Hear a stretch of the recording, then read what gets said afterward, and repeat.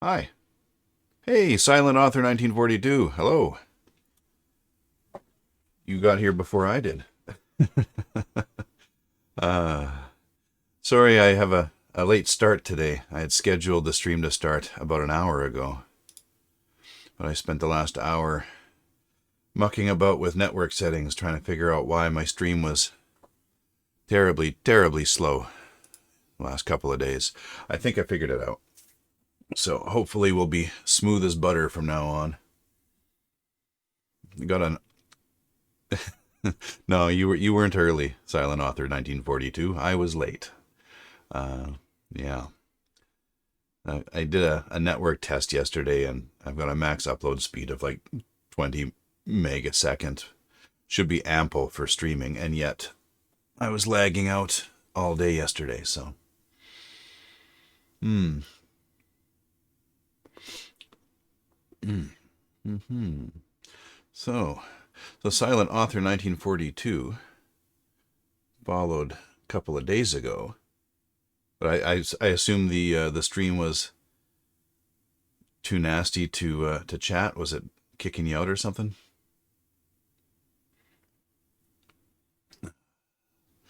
Oh, this story. I'm kind of torn once again about what I want to do today.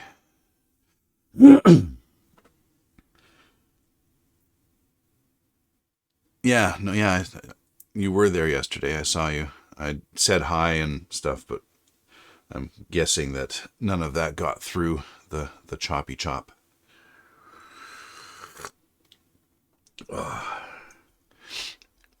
So, silent author, I assume by your name, you are also a writer. What are you working on? Are you doing Nano this year?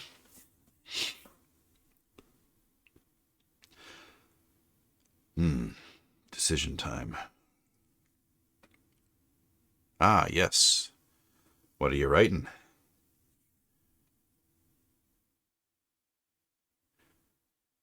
I'm not sure if I should add an overlay with the chat on the screen. I could, I suppose. There's room there on the side. Not much happening in my notes section. So, an RPG and science fiction and fantasy novel. Couple projects on the go. Cool.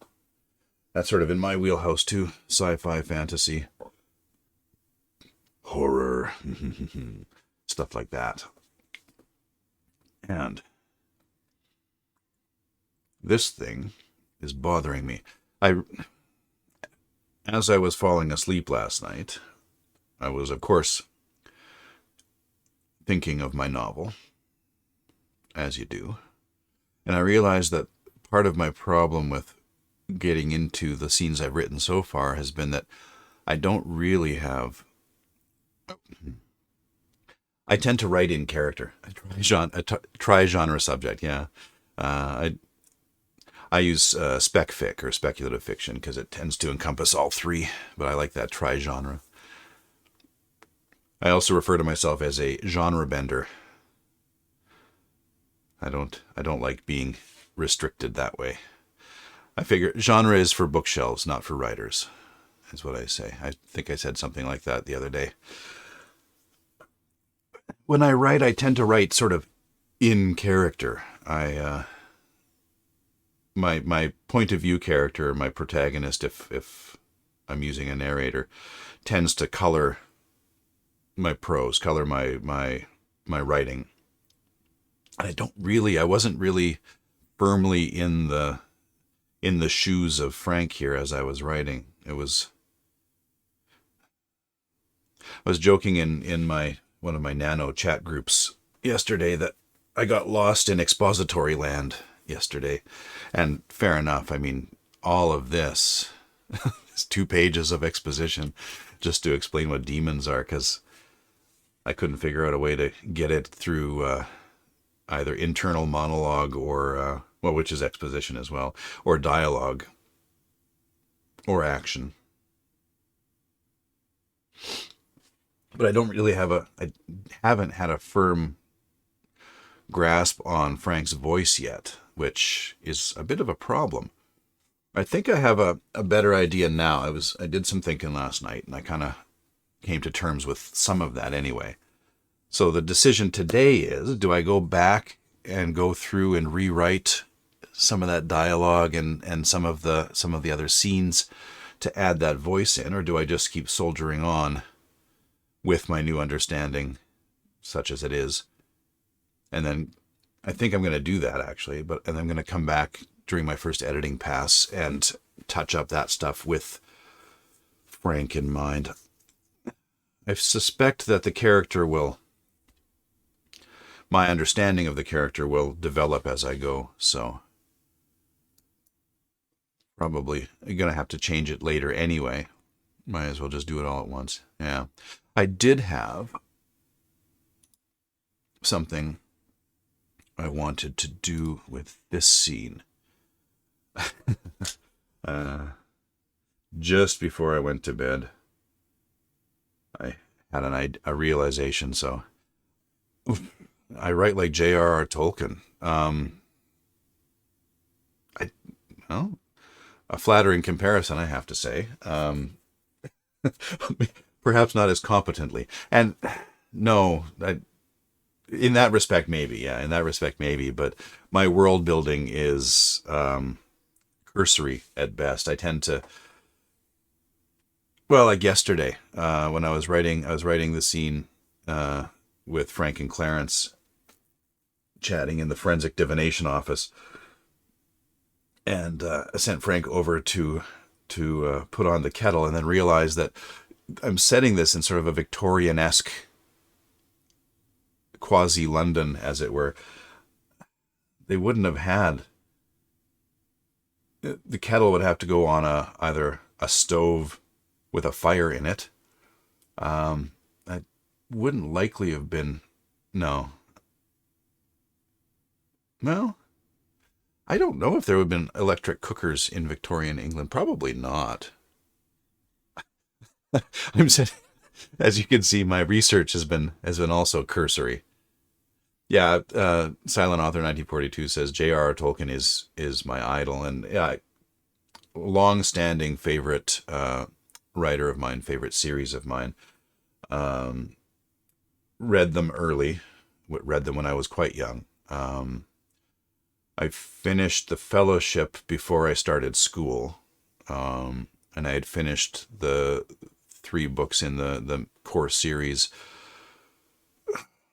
before grade 3 anyway, so 6-7 years old. Scarred me for life, some of that. Yeah, the happenings in Moria. Do I need to worry about spoilers for the Lord of the Rings? I guess not. When Gandalf fell in Moria, I got so upset I threw my book across the room and refused to pick it up for several weeks. Actually went through all of the stages of mourning for that wizard. Maybe I was a bit too young to be reading those books, but yeah. Yeah, this is what I think, because Victorian era, end of the Victorian era would have been the beginning of motorized transportation. I don't know, it's a quick check on the old Googles. Electric in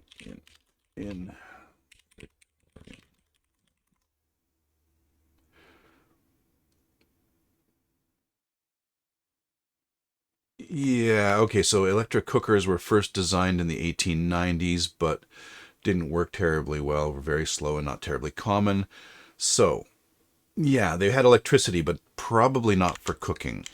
So, okay, either way, yeah. Yeah, end of Victorian era was 1901. I guess, yeah, when I say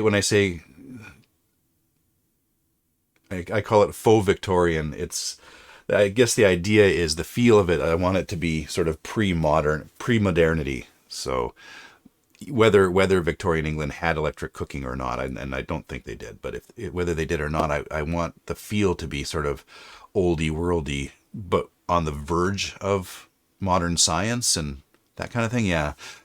There's magic in this world anyway. So when I sent him over to the to the tea table to put the kettle on, and then realized as he was halfway there in my head that what was he going to put the kettle on? I didn't want to put a stove or a fire in this basement room off to the side down a long hallway. It seems like a fire hazard to me.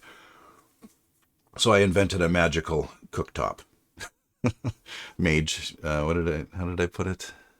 I forget how I described it. Where's my cursor? There we go.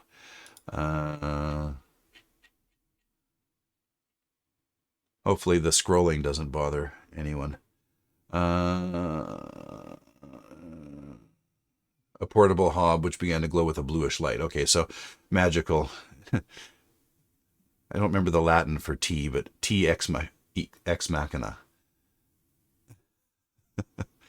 Yeah, yeah.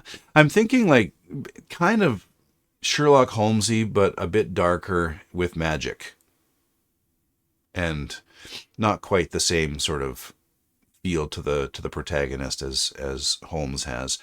He's no savant. He's no sort of super genius who leaps to conclusions that nobody else could get to. He's just a guy trying to figure his way out through life, for the most part, with some weird quirks. But yeah, as I was falling asleep, I had this idea for this conversation between Frank and the sergeant. All right. Hold on a second. Did I double up? Ah, that's what happened. Right. I moved that scene. So I can actually remove this scene completely. Glad I caught that. I realized that I'd set up a separate small scene for the little tag end of that prologue. Tea ex machina. Thanks, Silent Author. I think I'd prefer tea to the Deus, but... So yeah, I moved this little bit because it seems to tie in closer to this conversation with the sergeant. And then, as I was heading for bed, I hastily scrolled myself a little note that I kind of still remember what I meant today, so I'm ahead of the game there.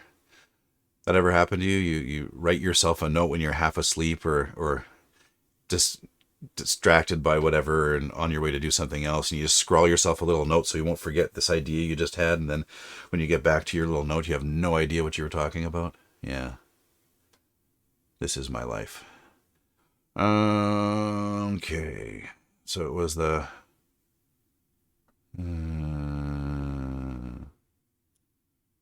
this. Yeah, I think it happens to all of us. Silent Author says it happens to them all the time.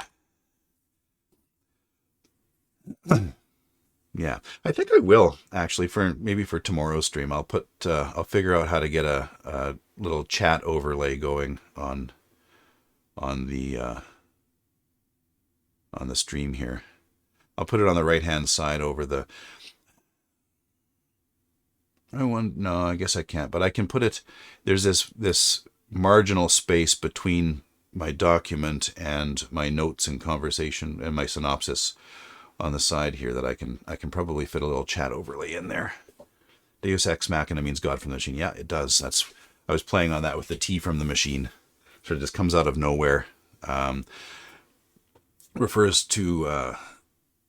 generally, I've heard it used referring to stagecraft, where some angel or god figure is lowered onto the stage from above in order to solve some glaring plot hole, auto-magically. That's the machine part of it, the lowering of the dude. All right.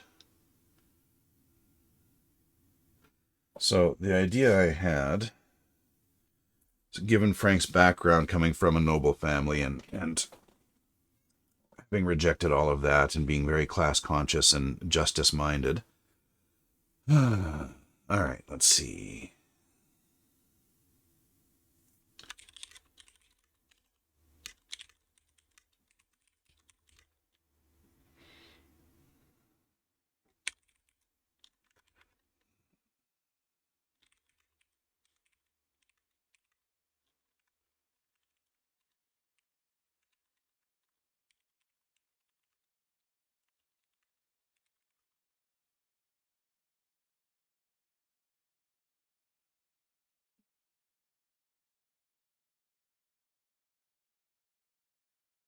For a moment, I've got something poking me in my eyeball. Probably an eyelash. Mm. All right, you want to be careful. Usually, watch that. Social status.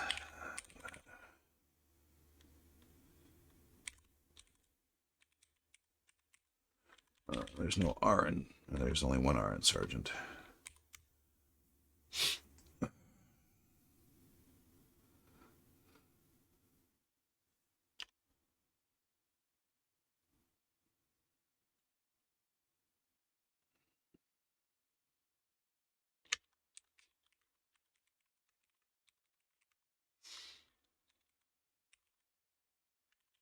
Not where you stand, where you perch. There, I like that better. Want to be careful how you from where you perch. I like commas. Those beggars and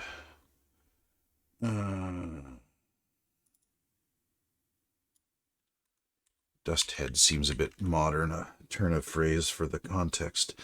Beggars and addicts.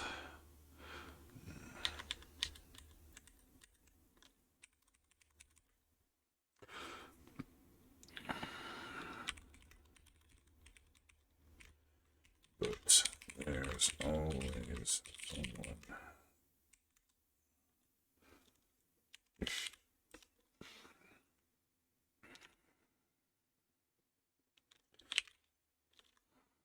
It's always it's above you.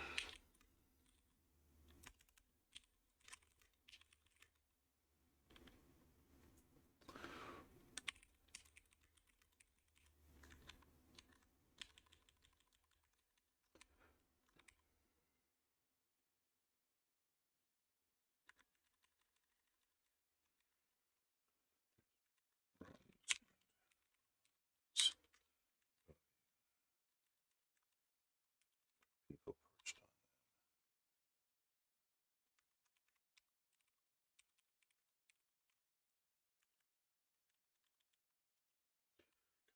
Really, really can't type. Worked as a professional copywriter for 15 years.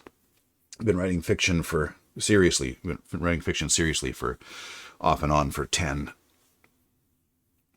For a long, long time, I pumped out 3,000 or more words a day. I teach writing. Been teaching language arts and writing for almost 20 years. You'd think I'd be able to both type and spell, but I can't. Terrible at both of them. Okay. There's rungs and rungs above you with people perched on them.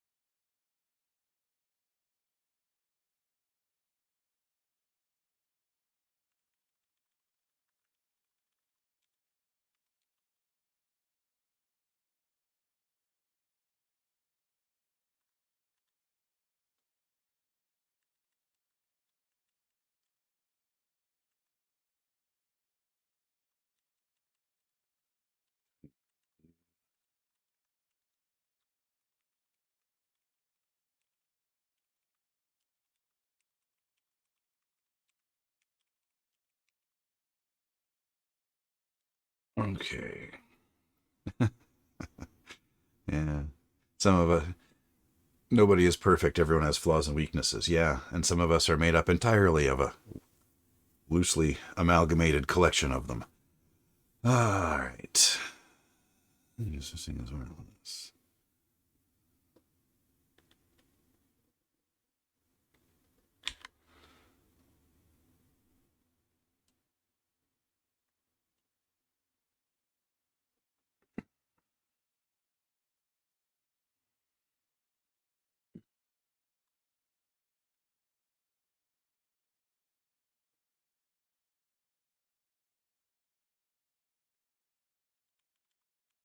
Okay.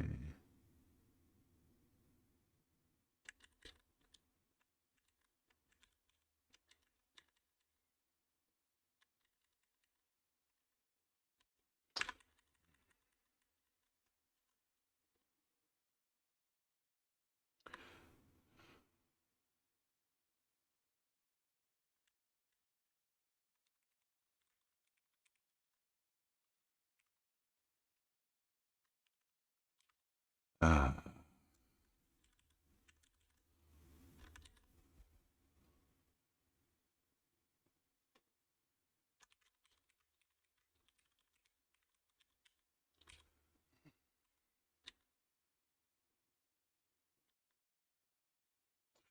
hmm.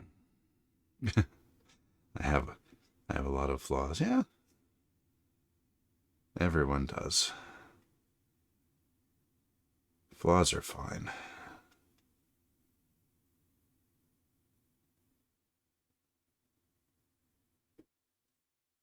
How do I want to get through this? This is.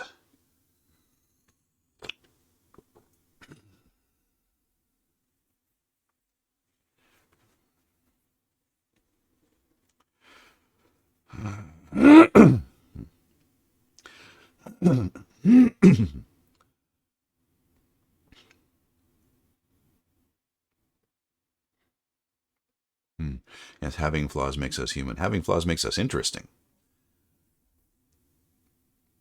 Sometimes. Some flaws make us annoying. Thinking of some people I used to work with. Hmm.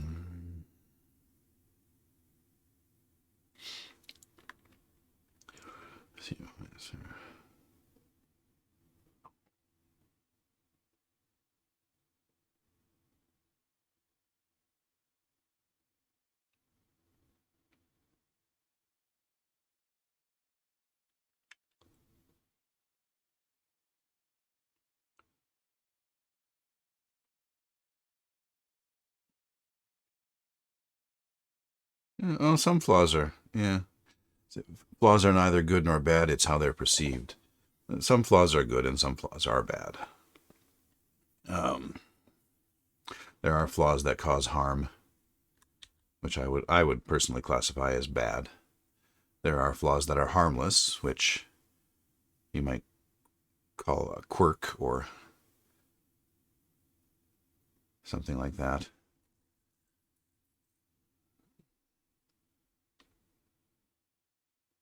I understand the impetus, the impulse to try and it's a good characteristic to try not to be judgmental of yourself or others. But there are flaws that are harmful. There are character traits that are harmful, that are therefore, in my mind anyway, bad.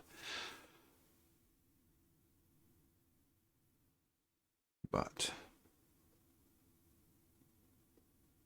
most of what most people consider to be flaws are really just quirks. They're harmless. All right, or relatively harmless. Okay, there we go. All right, so we've got a nice little bit of character building there. We've subtly indicated Frank's knowledge of higher social strata. Yeah. Bad and good are perceived differently for each individual. Well, I suppose. And we're getting into moral absolutism versus moral relativism.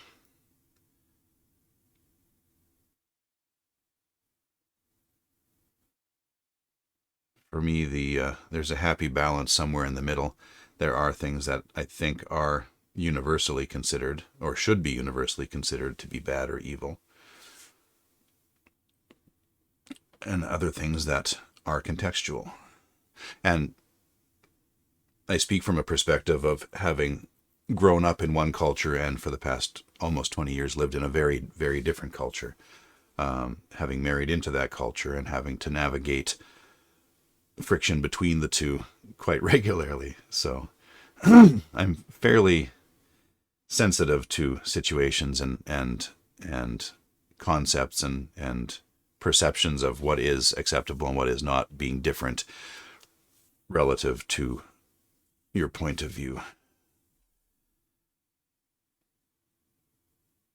This is a very deep conversation for this stream so far. Okay. I'm not mad about it. I'm here for it. Okay. Frank's let's go on the sergeant.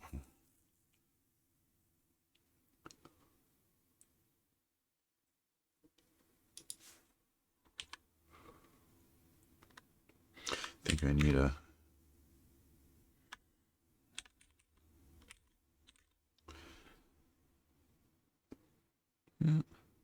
thinking the same way is boring. Well, I'm not sure in what respect you mean, although I think I probably agree either way.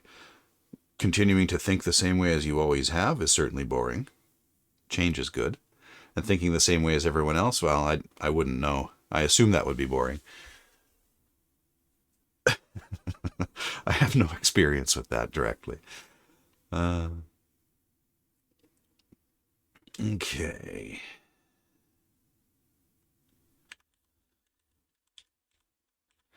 Made a conscious effort to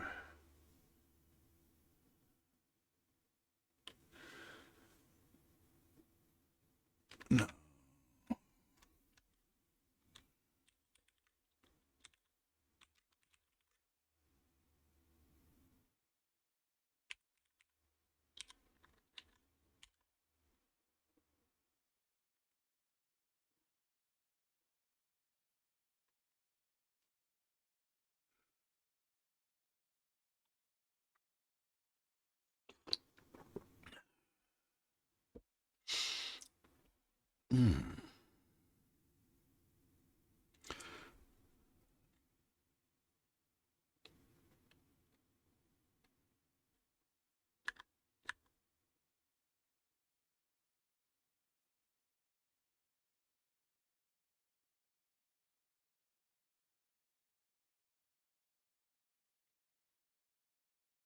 Okay, there we go. So that was the addition I wanted to make to that scene. A little bit of dialogue that popped into my head. A little moralizing from Detective Inspector Berg. Frank Berg, Detective Inspector at Large. All right. Forensic divination is fine. I was hoping that I would be able to get to break 2,000 words today within a 2-hour sort of segment, but then I spent an hour fixing networking settings in OBS. If anyone's curious, if anyone tried to check in yesterday or the day before and were wondering what was going on, I had a problem a few days ago with OBS trying to use an IPv6 address, which, given that I use a VPN, wasn't working because the VPN only uses IPv4. So I manually bound it to my network adapter on an IPv4 address, which meant that it wasn't using my VPN at all the last couple of days, which means that it was trying to navigate whatever blocking they've got going on for live streams from China. So I fixed that, and now things work well. So, or at least they seem to be working well. My little red square is consistently green instead of going red within seconds of starting, so that's good. Having independent thought brings changes and new ideas. Look at Sir Isaac Newton or Mozart and Beethoven and Tolkien or H.G. Wells. Fair enough. Speaking of Newton, having stood on the shoulders of giants, yeah, independent thought is wonderful. It's more wonderful when it acknowledges and utilizes what's come before. This is, as a writing teacher, I've always counseled my students, advised my students that being original is important, and doing your own thing and being true to yourself and being experimental and brave and trying new things is absolutely vital if you're serious about writing. But it's also vital to be well versed in what's already been done. You have to, sort of the old adage, you have to know the rules so that you can break them on purpose, for a purpose, with intent. You have to know the rules before you can break them. Same kind of idea there. Yeah, it's independent thought is absolutely vital. It's also important to be well anchored in the tradition that you're working within, or at least aware of, I guess. I've had a lot of students who just go off on random tangents with no basis in anything, and their projects tend to fail because they're not tied to anything recognizable to their audience in a way. If you're going to break the rules, you got to know the rules. Yeah. And to carry that further, that's because if you're going to break the rules, you want to do it for a reason. And unless you know what the rules are and why the rules are, what purposes they serve, then that will thwart your ambition there. It's like a carpenter or a builder or any tradesman. You have to know what your tools are for, and once you know how to use them well for their designed purpose, then you can improvise effectively. You can do amazing things in some cases with the same old tools that you would normally use to do mundane stuff. So. Okay, let's get some writing done. Okay, Frank at home. Establish his past, his parentage, and his desire not to be connected. That's the goal for this scene. How did we end there? Oh yeah, I noticed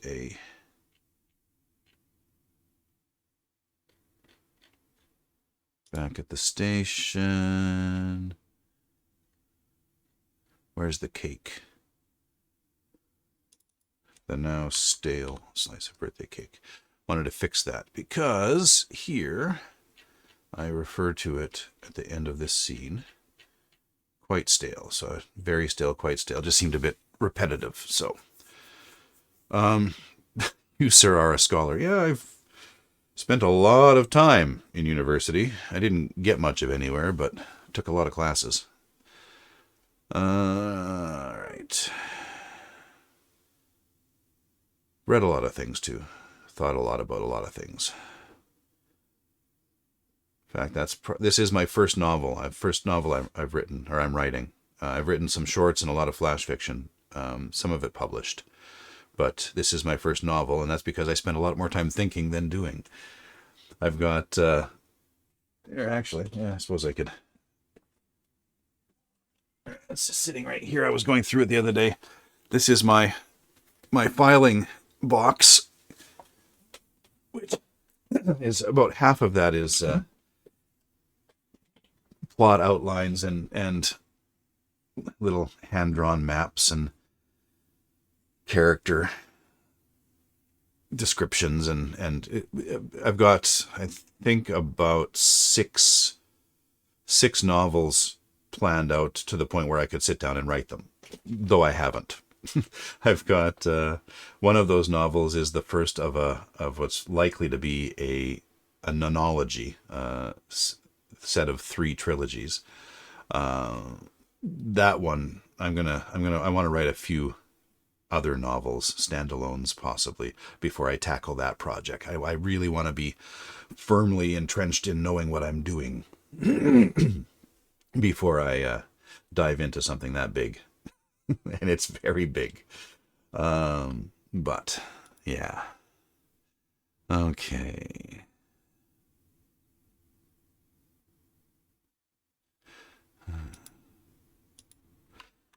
Arriving home.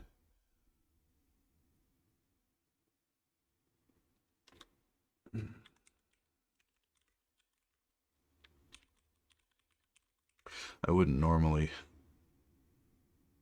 And that's something I need to keep doing then, I think, because my instinct is to say Frank there. Arriving home, Frank was unsurprised, but the previous scene ended with him as the last character to perform an action. So he's firmly in the reader's mind as they enter this scene. So I don't need to name him. Same as I wouldn't if it was from paragraph to paragraph within the same scene. So, but normally, because in my I'm not sure where. Yeah, in my outline up there, it's a separate scene. It's a separate block. So I'm thinking of it as a new thing, even though from the reader's perspective, it's not. So that's something I'm going to have to keep in mind as I go through editing. I'm really kind of coming to terms with the NaNoWriMo ethic of write now, edit later, just get words on a page. Blah. I don't normally work that way. I normally edit as I write, and then when I sit down to write, I go through a lot of what I did the previous session and tighten things up a bit, and fix some word choice issues and punctuation problems and typos and spelling mistakes and whatever. I go through and I fix stuff as I get into the work for the current session. And that doesn't get me words on the page. That's not going to get me to a completed NaNoWriMo. And I want this to be I want to complete it this year. This is my 7th or 8th probably Nano. I started in 2011, like 10 years ago. And I missed a few years, but I think I've actually got more done this year so far in the last 3 days than I've ever done in a whole Nano before. I will check. I'm going to check my projects, my previous projects. I have to say, I like the new site design, the NaNoWriMo site design. Projects, here we are. I've got 5,091 words. Oh, no, not quite. My previous best was 6,500 words on the Dreamer, and I also got 5,155 words on the Brotherhood. That was my first Nano. So the Brotherhood is it's embarrassing, actually. It's a weird little sort of assassin porn kind of fantasy story about this group of assassins called the Brotherhood that they take in, for the most part, they take in unwanted children of high-class families, the nobility of the city or of the world. There's a long and arduous training process at the end of which the initiation ceremony to to become a brother of the Brotherhood. Brother is a non-gendered term in this world. It refers to male and female assassins. They have to cut off the end of their pinky finger on their non-dominant hand. I think it was their non-dominant hand. And they have to do so and then dip it in molten pitch to cauterize it. And they have to do so silently with a full brother standing behind them blindfolded with a sword out. And if the brother behind them hears anything, they kill them. And of course it's it's bullshit. They've already decided who gets in and who doesn't. It has nothing to do with making sound or not. And they also occasionally take in an orphan or a kid of unknown origin. The reason they take the noble kids in is so that they're basically untouchable. Um, they can't be attacked or hurt by by the nobility, the powerful people. And the way it works is the cost of an assassination is everything you have. Or was it half of everything you have or something like that? Anyway, the idea being that it equalizes the playing field, it levels the playing field between the rich and the poor. So the cost of having someone killed is very high for everyone, but it's equally high for everyone. So if you have nothing, so be it. If you have land and titles and estates, again, so be it. It's all of what you have. If you want somebody dead and you're not willing or able to do it yourself, it's going to cost you. And they operate around the whole world and all that stuff. And it was very juvenile and overwritten. And yeah, I was a much younger middle-aged man then. Certainly a much younger writer. The other one, The Dreamer, that's it was a riff off of Through the Looking Glass, sort of. But then as it dragged on and on and on as I was writing it, and I started to identify other elements from other things in it. There's stuff from the Neverending Story that made its way in, and it was a bit hackneyed, and I got to figure. I still want to write it, but I got to figure out a way to write it without. I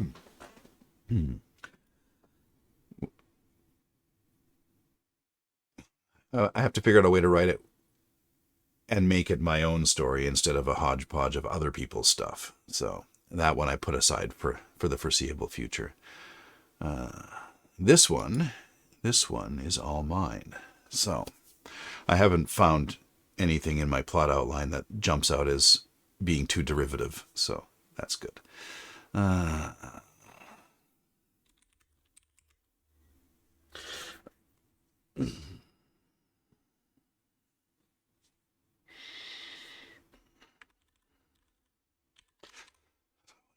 this.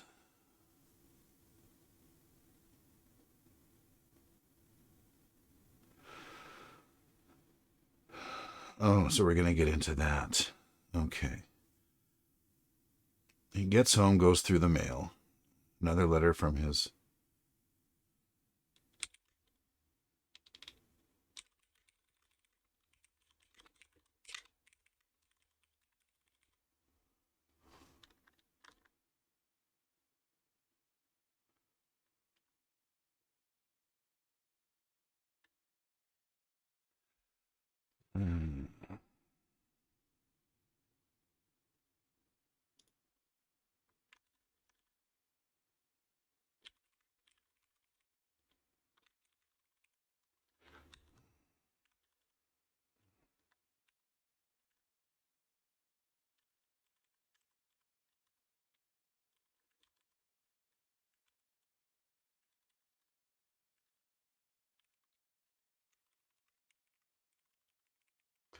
I'm also struggling a little bit with how...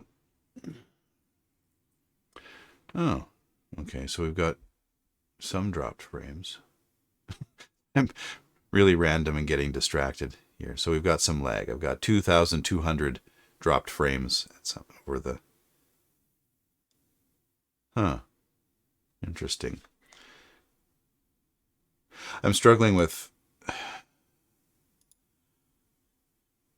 how British to make my vernacular, if you know what I mean. I'm obviously not British, which means that you're almost like putting on an accent. And I don't know how well I would be able to do that. How consistently and how believably I'd be able to do that.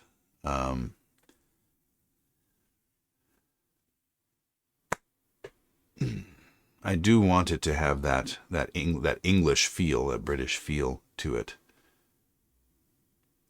English feel to it.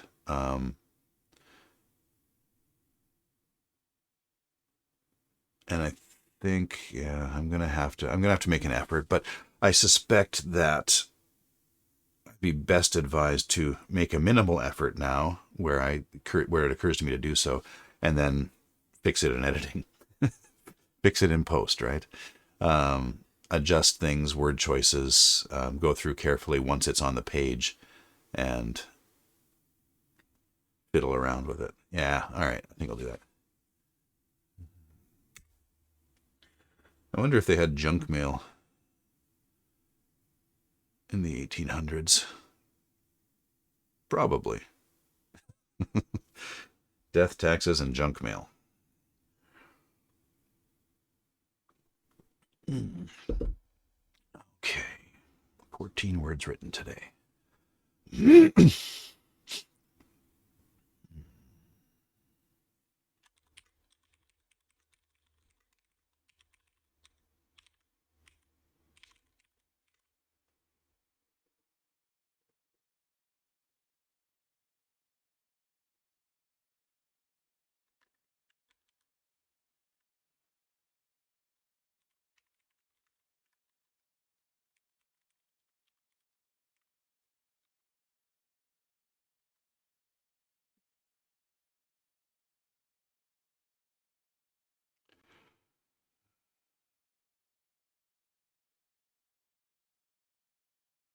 What kind of...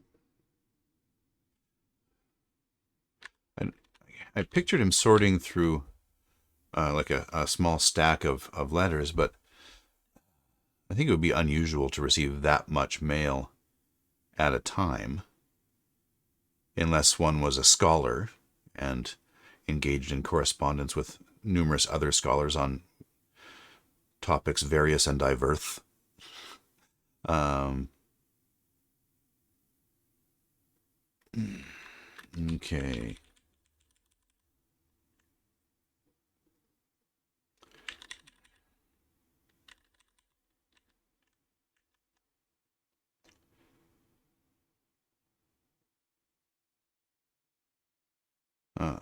Silent author thinks so too.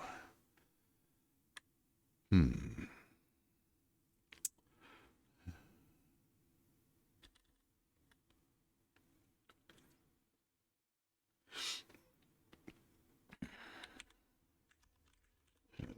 Been.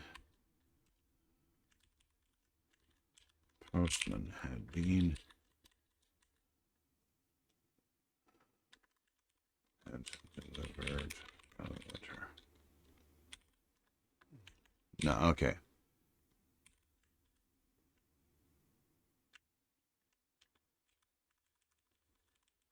He saw that a letter had been delivered.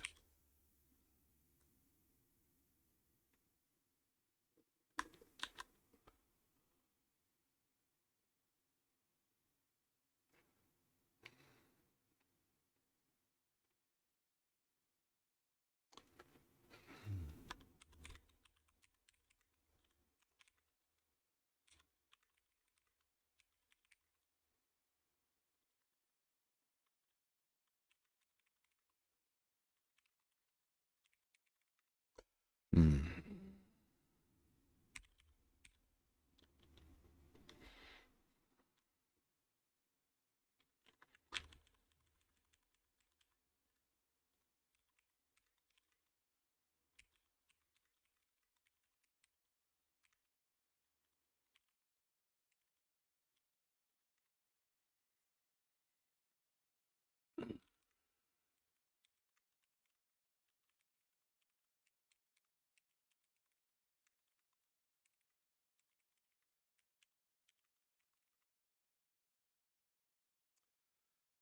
What's that?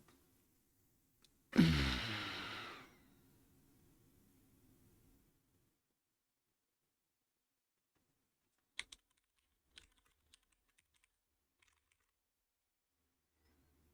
like that pocket clutter.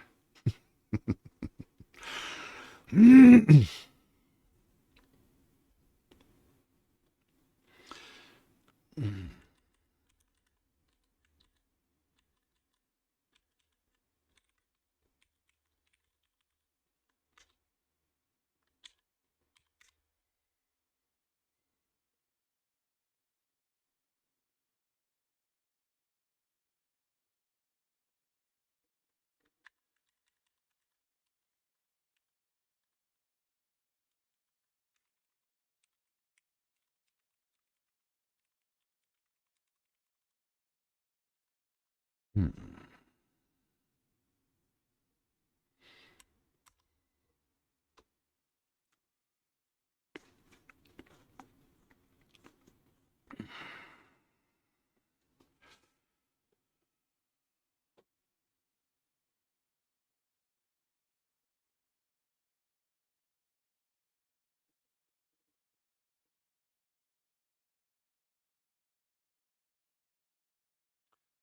Okay, so the other thing another thing I've been mulling over.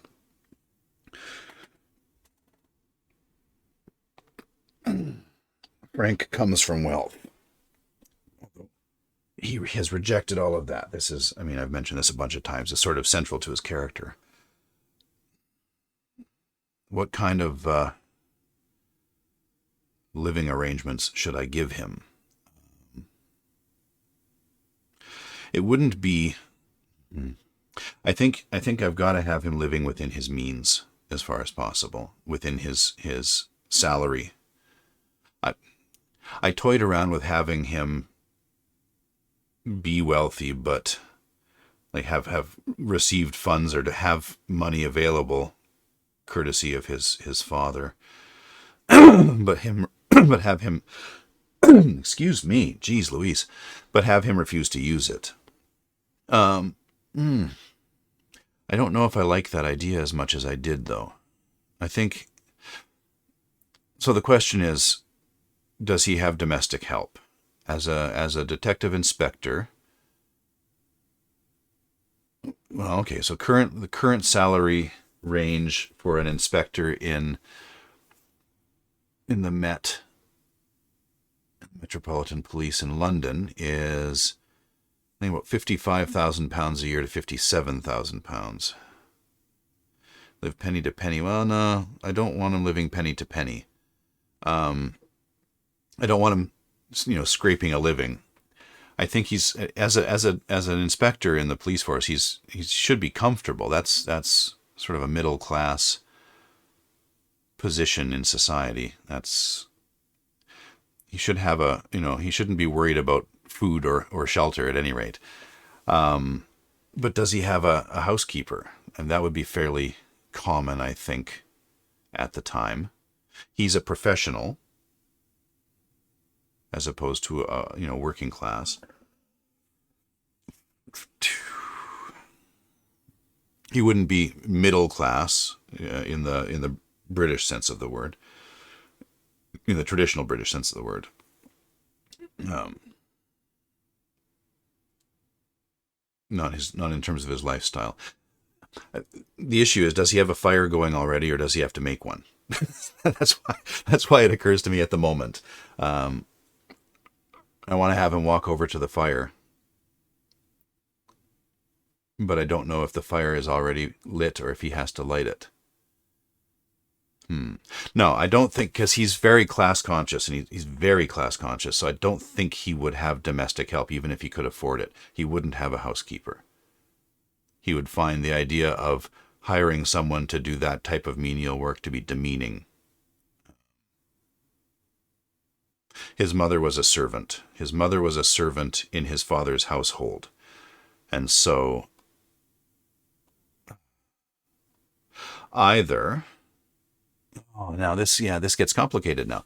Either he would refuse to have a servant because he finds the whole concept of servitude demeaning and wrong, which is a fairly simplistic view of it, or he would have a domestic helper, housekeeper, and would probably overpay them and treat them respectfully and value their work. Hmm. From a story structure point of view, having an extra person in the home that sort of has access to his personal, private side, that gives me a lot of handles that I wouldn't otherwise have narratively. Hmm.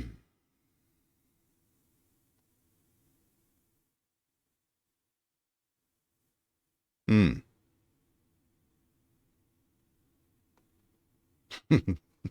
What was it I said? I wanted I wanted to be sort of like wanted it to be sort of like Sherlock Holmes, but not so Sherlock Holmesy. I don't need a Watson. I was thinking make the helper male, like a batsman or a valet, that kind of a thing, who would just take care of a lot of the household chores, cooking, cleaning, that kind of thing. But um, he wouldn't have one. Yeah, if his mother was a servant, he wouldn't have one because of his past. Well, he might or might not. His mother was a servant who was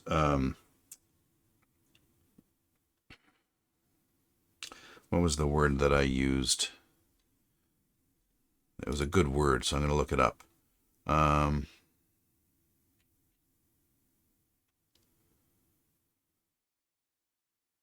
cat. No, okay, so I didn't use the word. Um,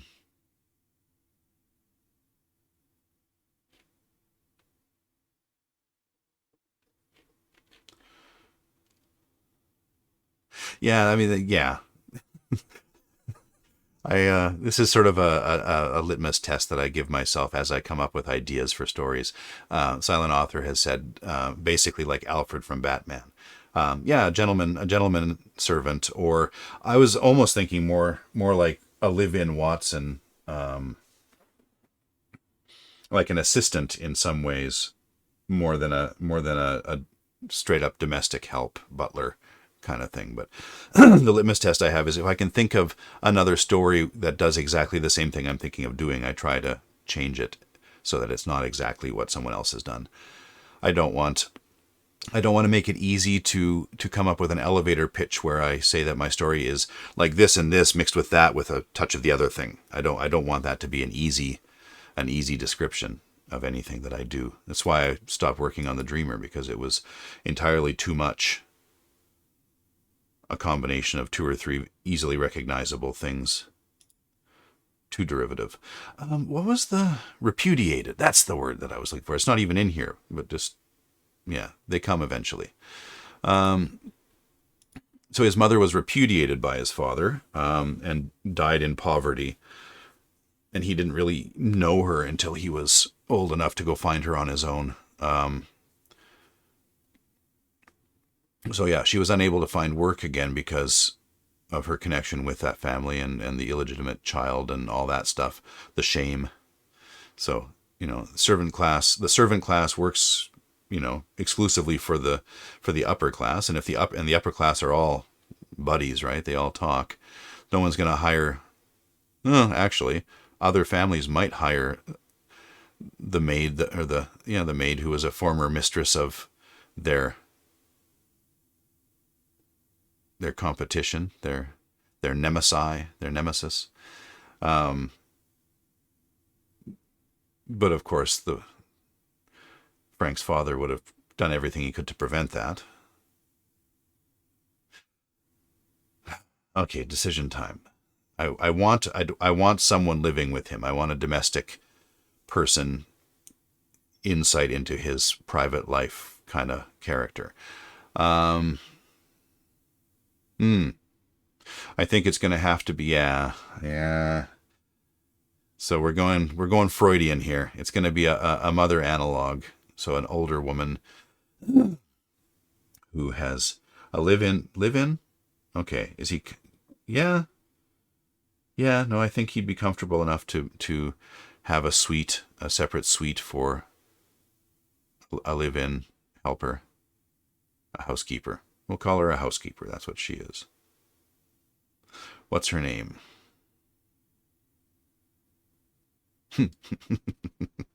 Mrs. Slocum. In my head, the image I have in my head is of the character from Are You Being Served? Maybe not quite so colorful in the hair department, but if you're familiar, Mrs. Slocum from Are You Being Served? Um, I'm gonna actually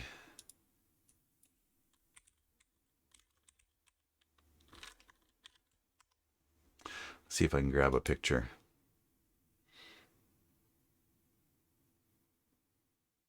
There we go.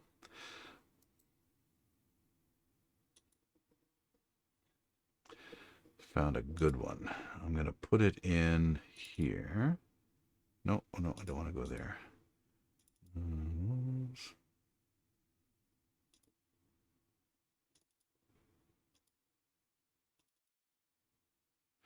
All right, well, let's...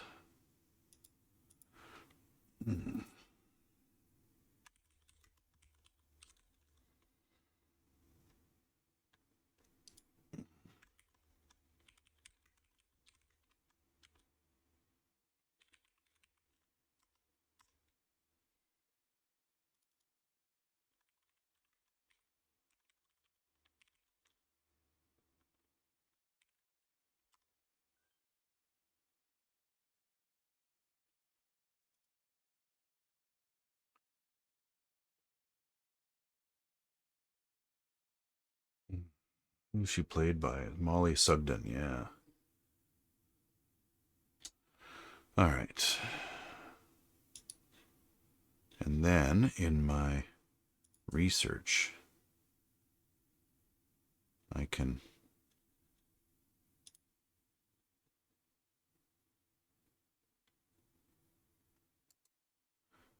new folder,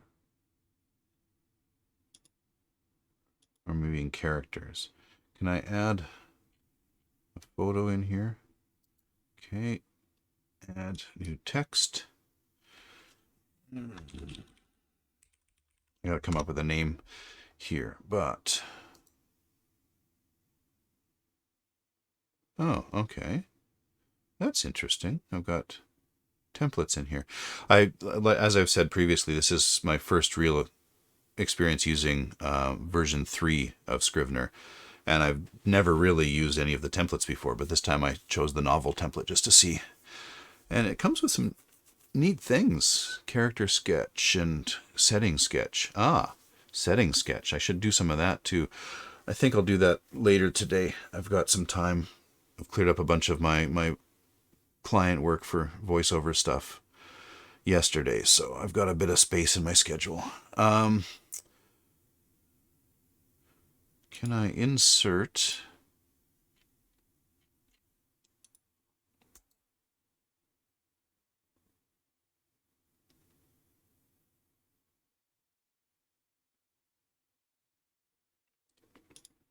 I wonder, maybe if I drag in... Oh, drop an image here. Hey, there we go. Cool.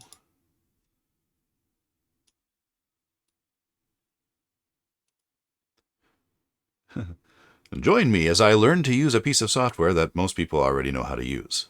Well, most people who use it anyway. Where are we here? There we go. There we go. Drop an image there. There we go. Mrs. Slocum. I got the theme song stuck in my head too for Are You Being Served?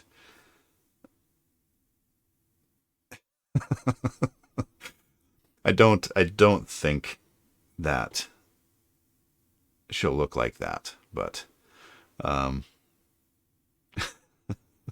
that'll work. Age. So I've got Frank being 37. I think we'll make her about 60. 62? Sure. Location. Lives. Frank's home. He's sort of like a townhouse. I think he lives in a townhouse. Places. Add new text.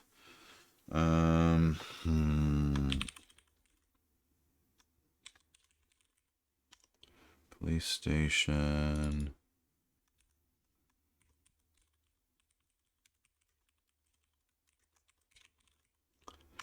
Okay.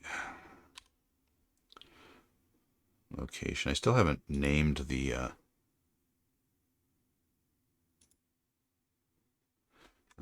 Frank's townhouse. I'm going to do some research before I describe that. I haven't thought at all about the setting or any of this stuff. Normally I would have done. Normally, before getting into writing these scenes, I would have sat down and written a sort of a descriptive few paragraphs for each of the characters and for the key settings. I would have had a name for the city. I'm not going to call it London, I don't think. But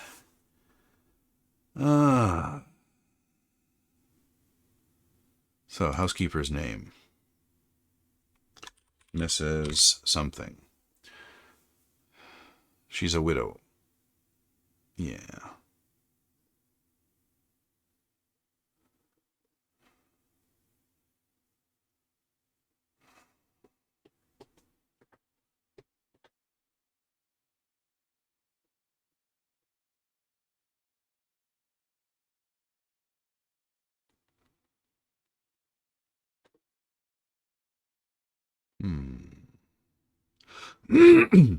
The lazy writer in me wants to make it actually be London and just go with, you know, the actual I say that too often, to go with the standard sort of history of our London of the time, but with magic added on as for flavor kind of thing. So that'd be easier than coming up with a lot of my own world building stuff. But yeah, I've been really rushed in this story because I just decided on like day 5 of Nano that I was going to do Nano, and I grabbed this plot outline as being the one that kind of interested me the most at the moment and started writing. So new process for me. Let me see here. I'll do the old common British surnames. Smith, Jones, Williams, Taylor. Taylor? Evans. Mrs. Evans. Mrs. Taylor. Try them on for size here. Oh.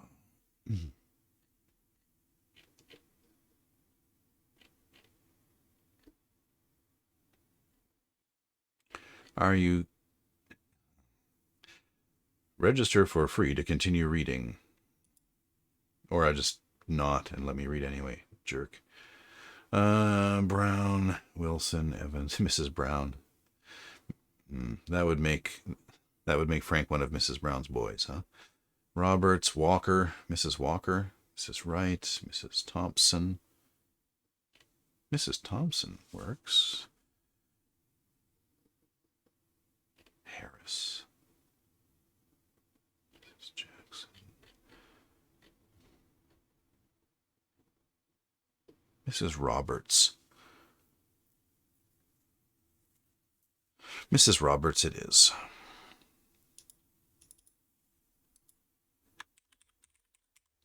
Mrs. Roberts. Okay. Mrs. Eustace Roberts. Not that Frank would ever call her Eustace. Roberts. Okay. Roland story. Frank's live-in housekeeper.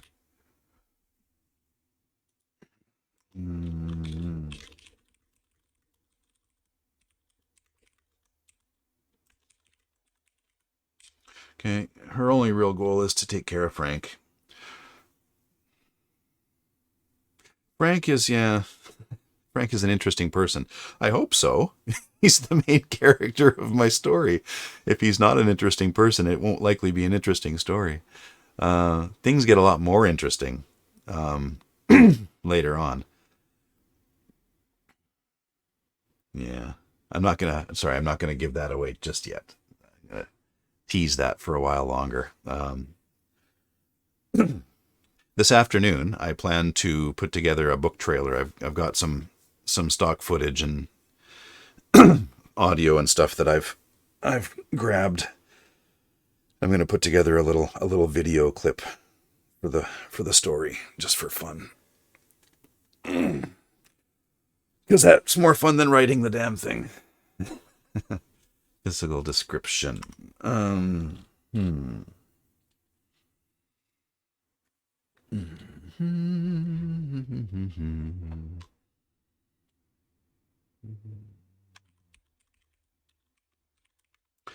So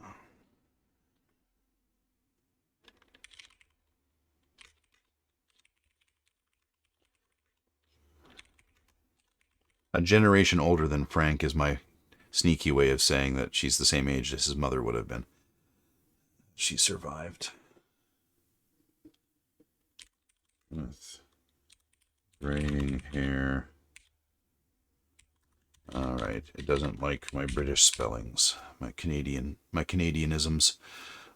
Graying hair, not not multicolor calico hair, as in the image, but.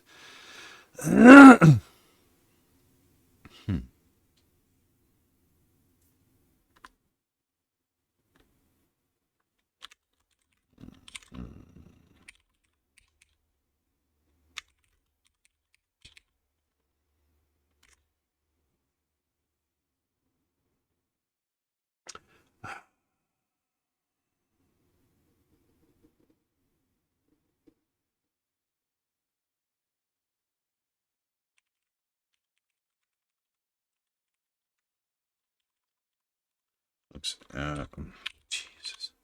After her appearance with a reasonable amount of care. All right, personality, which is more interesting. She is efficient and no nonsense in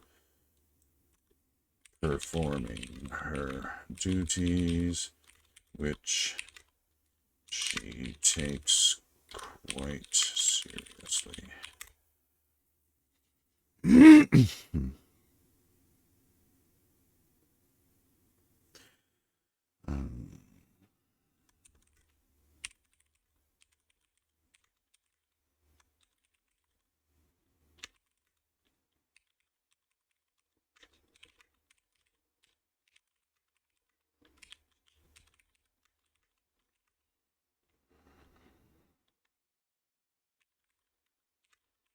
Important.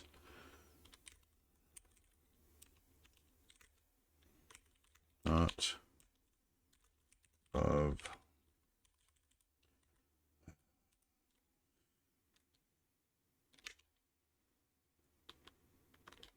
knocking some sense into him.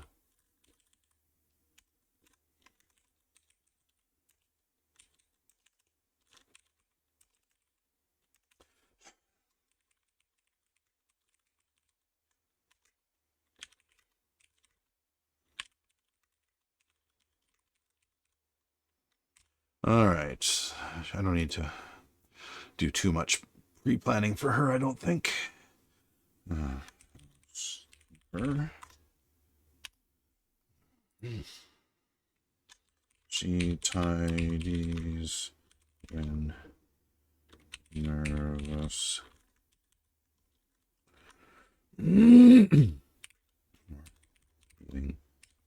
Awkward.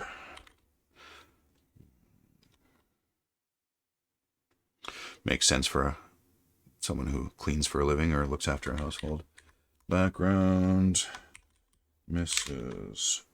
Roberts. She is a widow, having lost her husband in the war. I'm not going to bother picking a war. Nee. We are the housekeepers who say nee. In the war.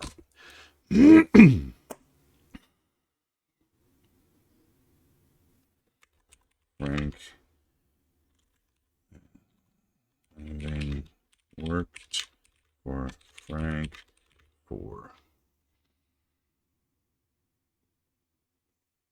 more than a decade, he has. They are effectively family now. Both standing in as surrogates for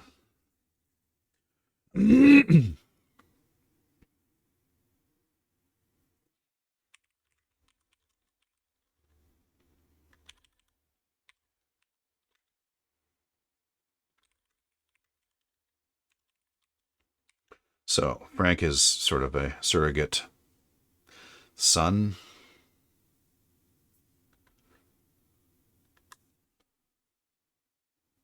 Lost both her husband and no, we don't need, yeah. Lost her husband in the war. I worked for Frank for more than a decade there. Effectively, I was saying surrogates for people missing from their lives. Okay, that's probably enough.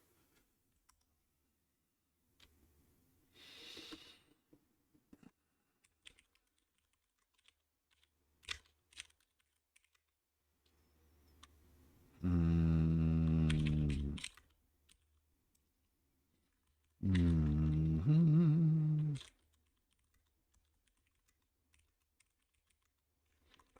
Between saying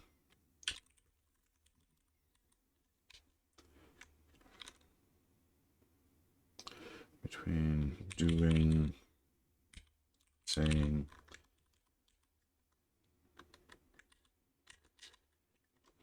what's good for Frank and what will make him happy.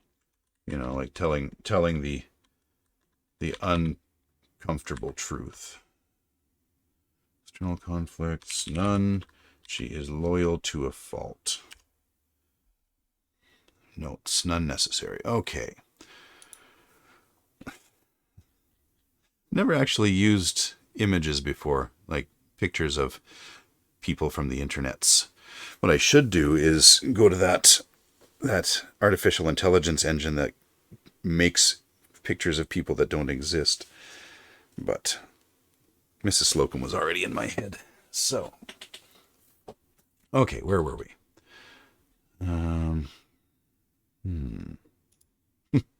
Written a paragraph.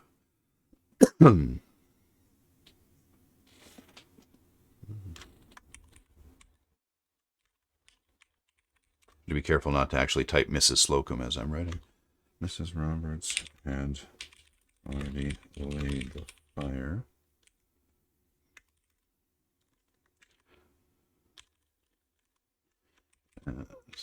Oh.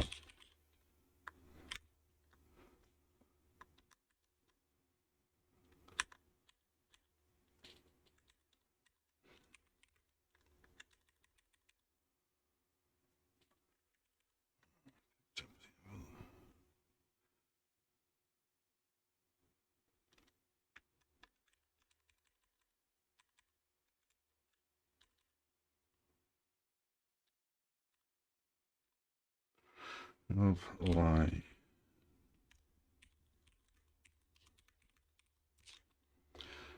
Where Mrs. Roberts placed it.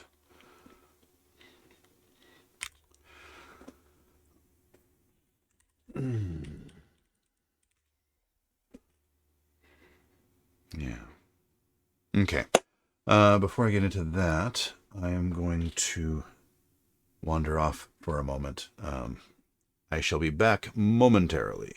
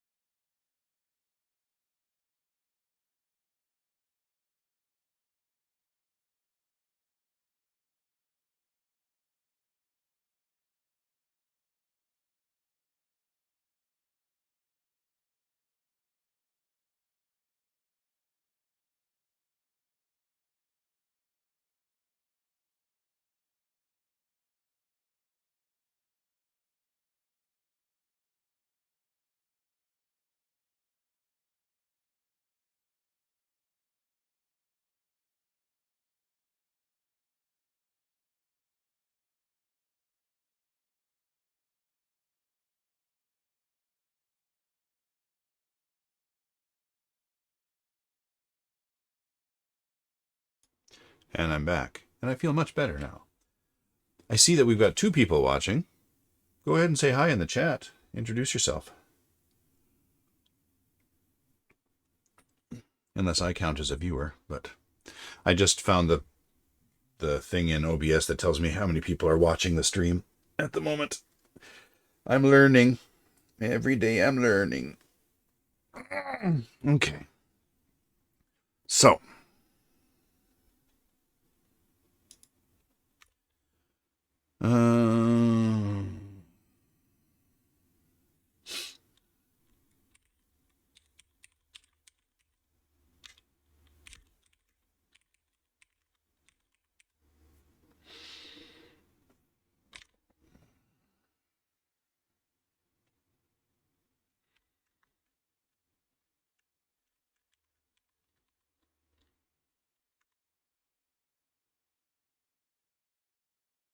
I wonder what time of year it is in the story. There's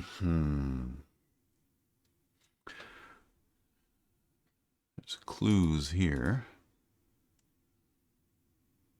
Chill of approaching winter. Ah, so it's cool, chilly.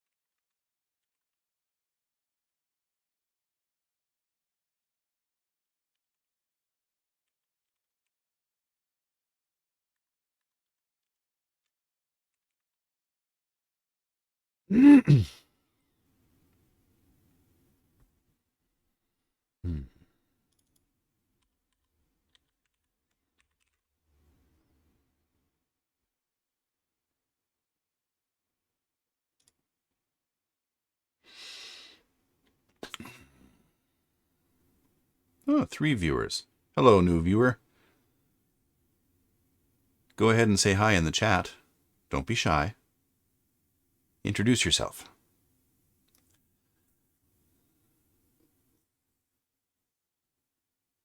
So, as usual, no, where are we? And walking, moseying, writing is extremely fun, but yet difficult. Yeah, well, a lot of my writer friends are of the type that hate writing, but love having written. We all love having written. It takes a special kind of person to enjoy the process, though. It's something that I've tried to develop in myself over the years, is an enjoyment of the process of actually putting words on page.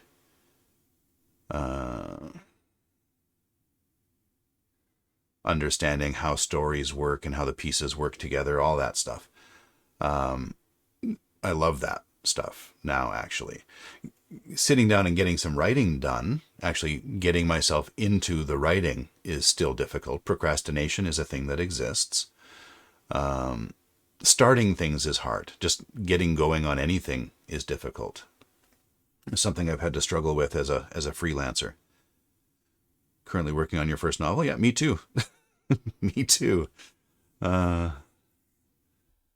Also working on my first novel, as you can see here. This is my first one. I've started a few. Hopefully this will be the first one I finish.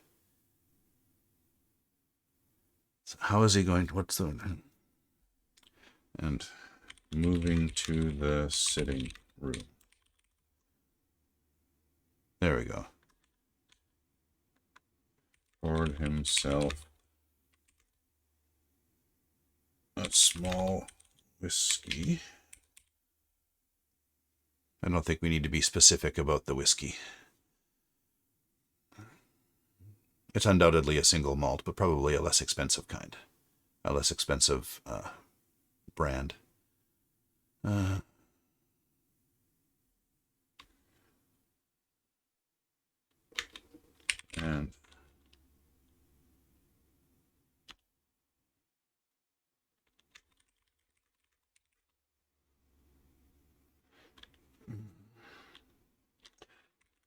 North.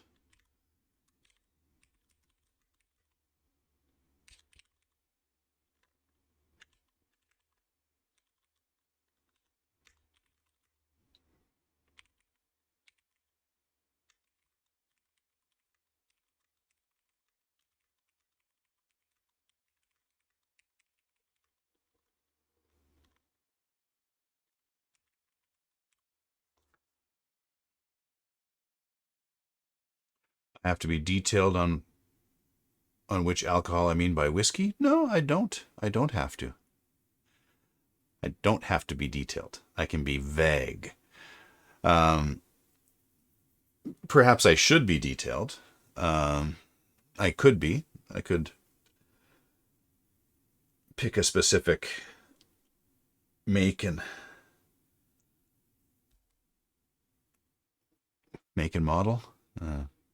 I could Talisker, Oban, Glenlivet, one of the Glens.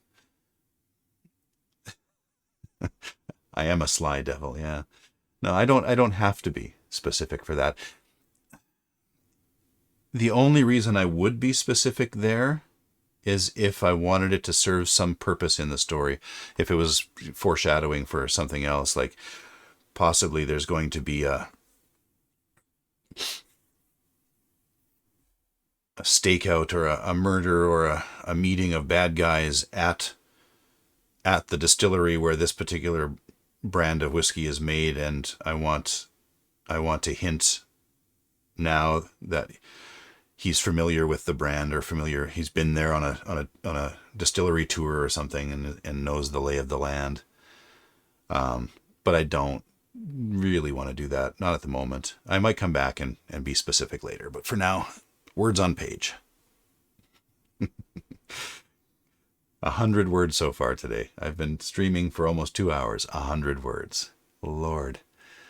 Okay.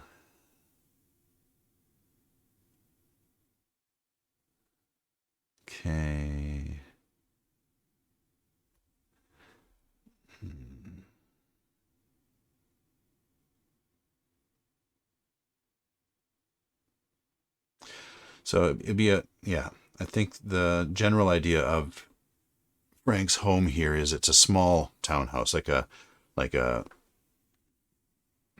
those rows of narrow little townhouses that you see in London. One of those, be 2 or 3 floors, certainly no more than 3 floors. 2 floors, I suspect. 2 floors, no basement. Handful of rooms, be probably a 2 or a 3 bedroom house. Probably a 3 bedroom house. Mrs. Roberts will live on the ground floor.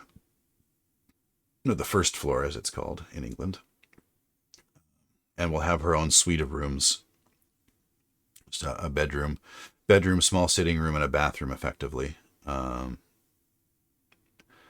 And Frank will have bedroom, bathroom, office upstairs.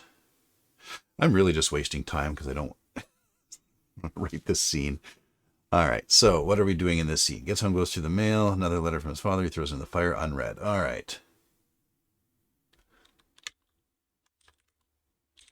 And so he's holding the letter under his arm and warming his hands, sort of like he's got the letter under his arm. He's warming his hands over the fire, and then, yeah, and untucked.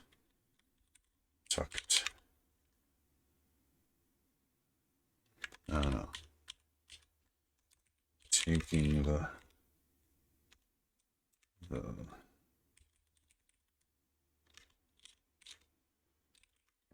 where he'd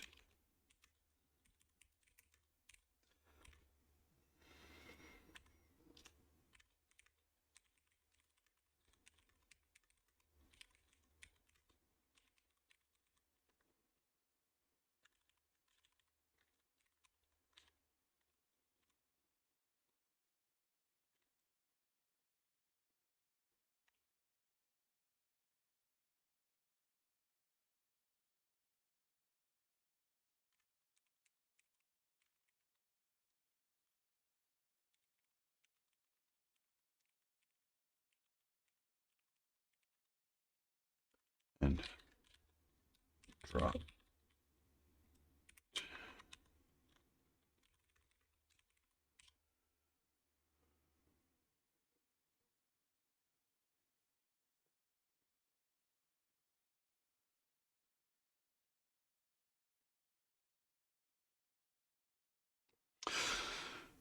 I think I will put the fireplace against the outside wall and have a window next to it.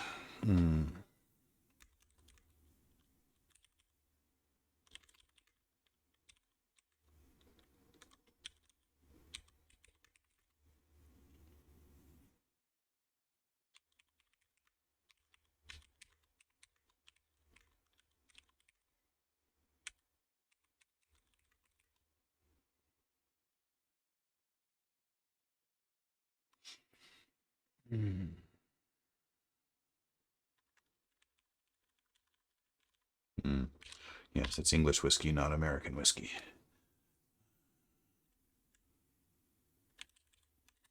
Watching the light traffic.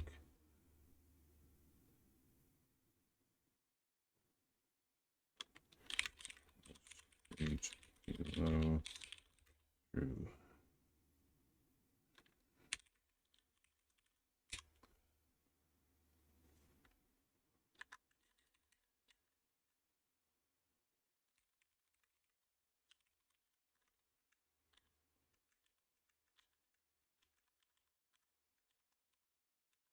All right.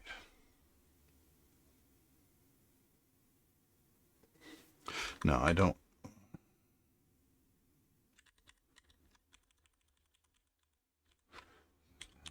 Right into fade.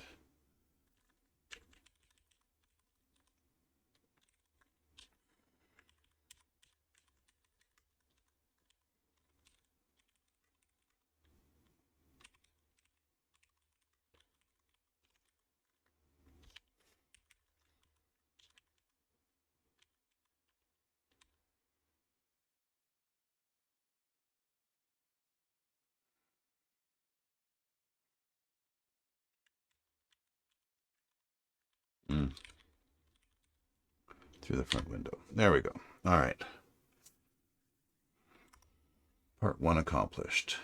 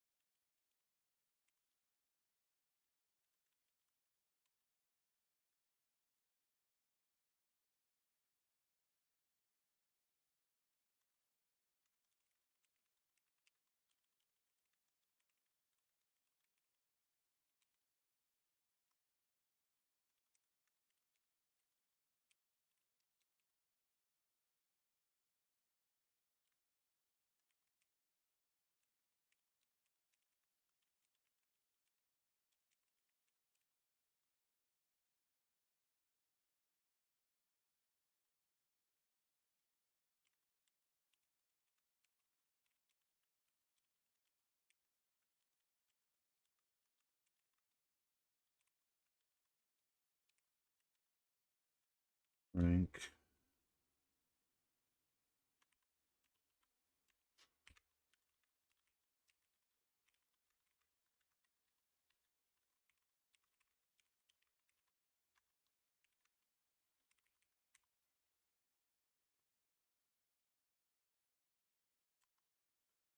All right.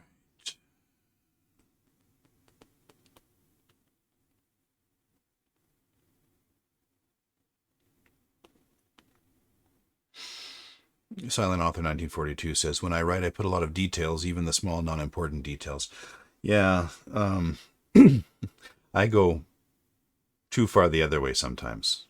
Um, I leave out a lot of details. I tend to be action focused and plot focused, and I often don't describe or put in as much detail as I should. I generally do add that in editing. Um, when I go through and fix all the problems, that's one of the problems I fix as I'm writing. My first draft tends to be sort of more the bones, the skin and bones of the story. So the outline is the bones, and then my first draft is the skin and the bones, and then I add meat to the bone, flesh it out a bunch. Um,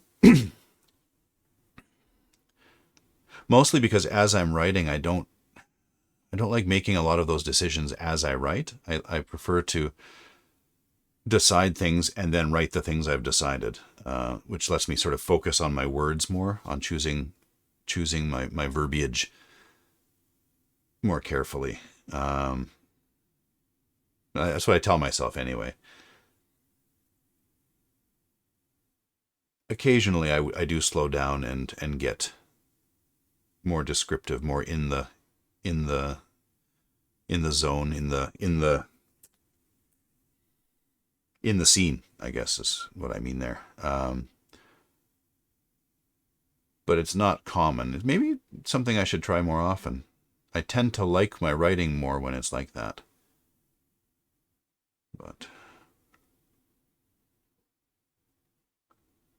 one of the reviews for one of my short stories that's stuck with me, it's going on 6 or 7 years since that was published, actually. Um, One of the reviews commented that my writing style was completely new to the reader and they'd never encountered anything quite like it before, and then pointed out that I left a great deal to the reader's imagination. They liked it, they enjoyed it, although found it slightly off-putting initially, I think.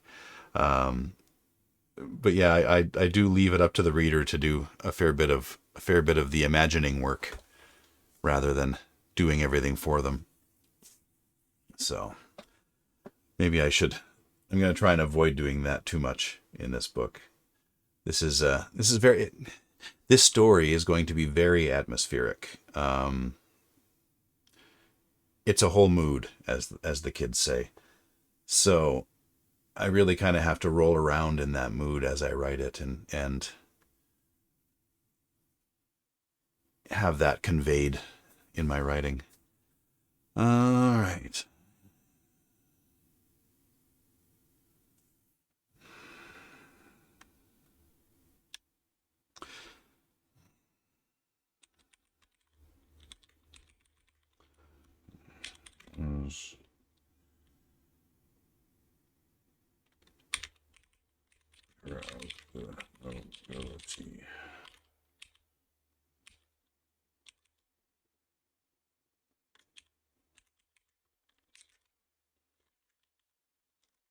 One of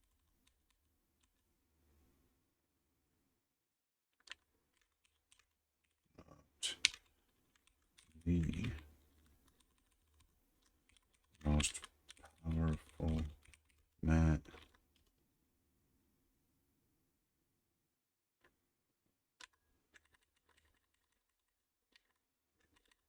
One of the most powerful men,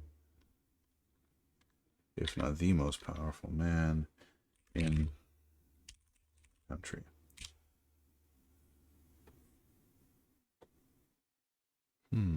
I guess we're totally opposites. Yeah, well, maybe not totally, but there are as many different writing processes as there are writers. Everyone's got their own thing, their own way of doing things. That's why we'll never run out of books to read. For that, I am enormously grateful.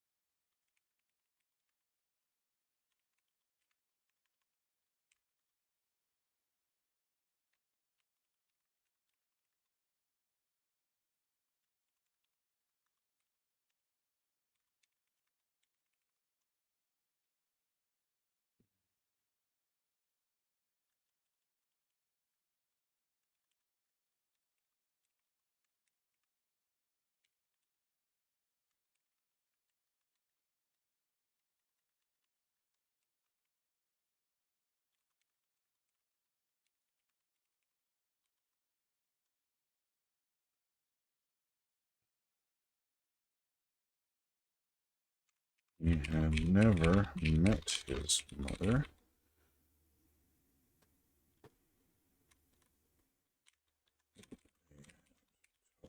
And she'd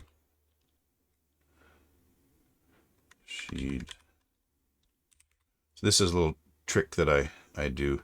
She had told him, they had told him she had died. So we've got two, I think that's past perfect tense. Not sure. Two of the same tense, the same sort of verb phrasing, verb construction. And I don't want it to sound repetitive, so I contract the one. I could go, they'd told him she had died, or they had told him she'd died.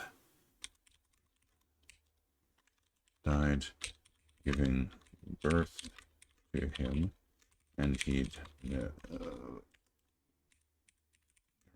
not to question that. Why would you?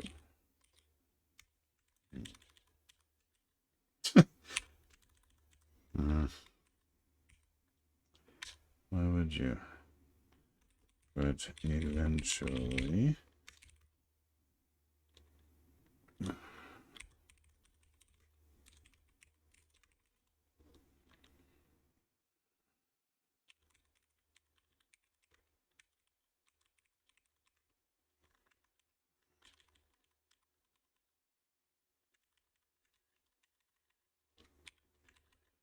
whispered.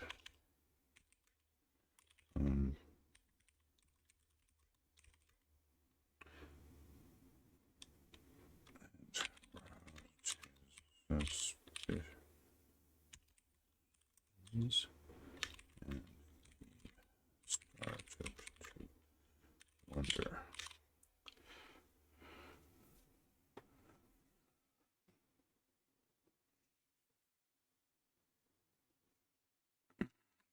Need to italicize that anymore.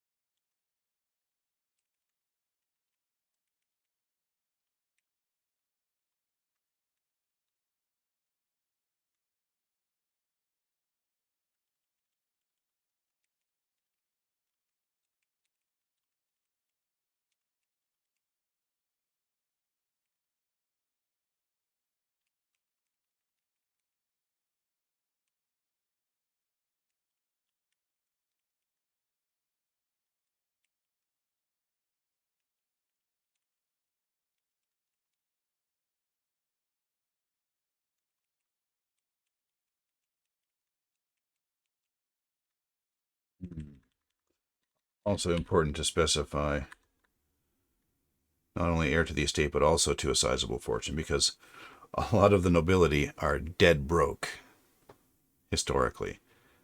They own land. They're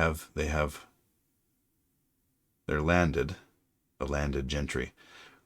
They own land and title, but they often don't have much else. Earning a living has often been considered shameful to the upper classes, right? Actually working for your money. Old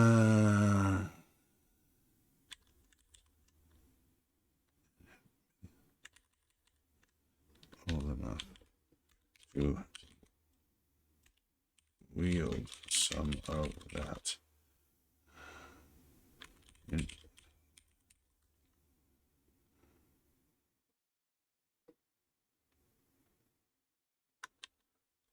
Need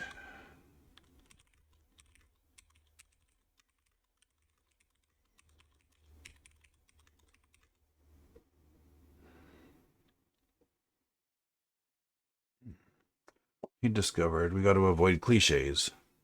It shocked him to his core.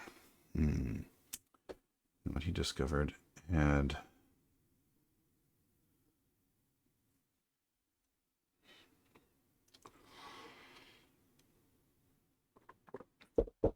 changed everything. Likewise cliche, but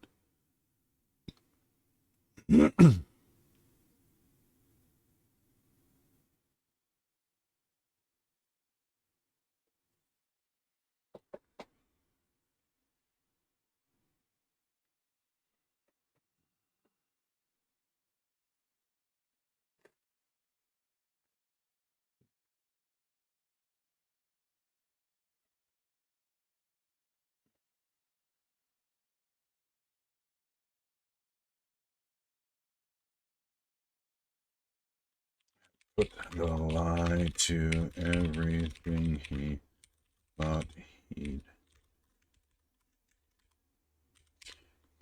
he'd known. Okay, that works.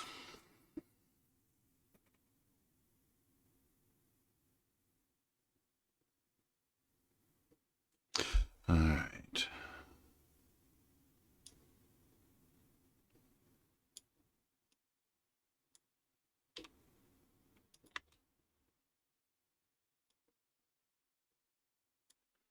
And then assiduous.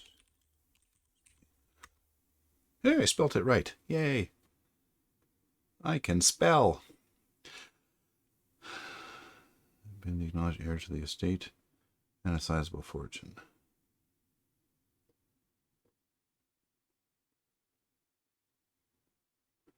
She died of birth, but he never thought to question that. Why would you? But eventually the sideways glances and interrupted whispered conversations had roused his suspicions, and he'd started to wonder. He was his father's only child, and had been the acknowledged heir to the estate and a sizable fortune.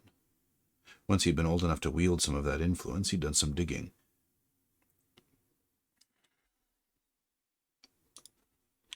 The comma. And what he'd discovered had put the lie to everything he'd thought he'd known. His mother had been a servant in the household, a fact that had been assiduously kept from Frank. That made Frank, acknowledged or not, illegitimate.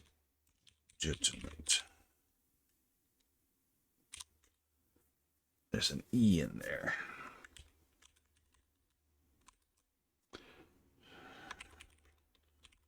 Fortunately, he discovered that his mother had not died in childbirth.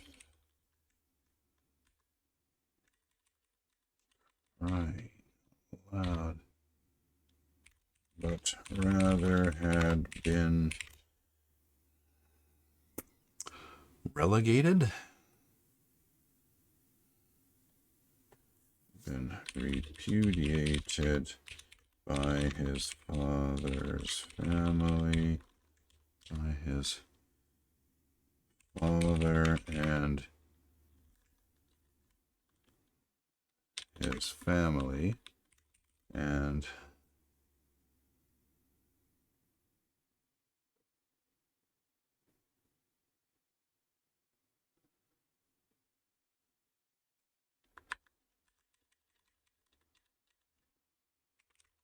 more crushing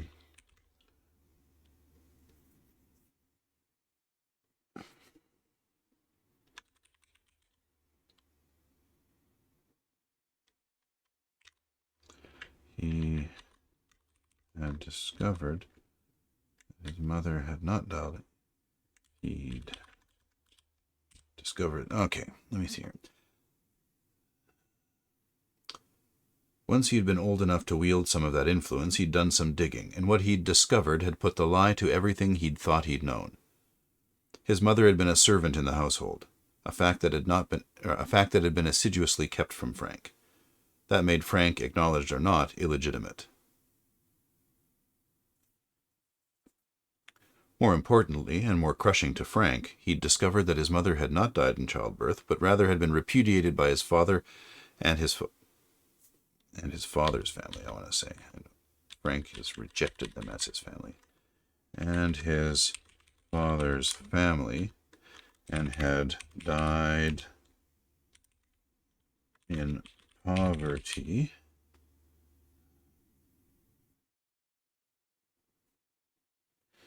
not 3 years prior.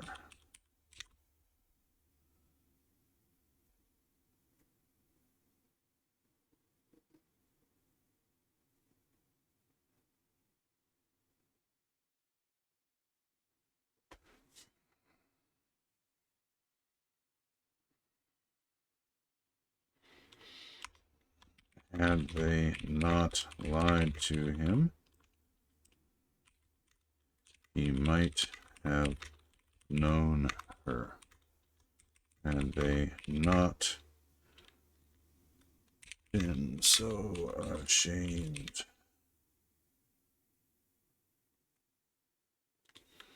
of her station in life, she might, before she died.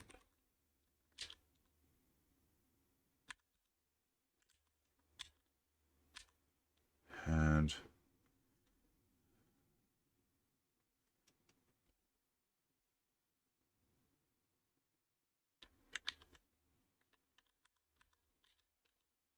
not have died at all.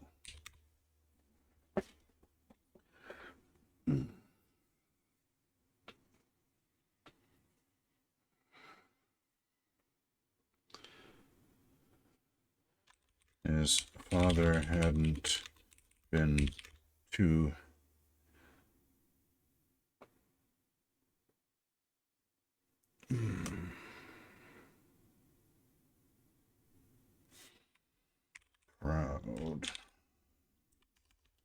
proud too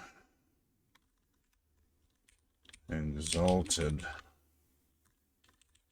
no H, exalted, not really the word I want, even too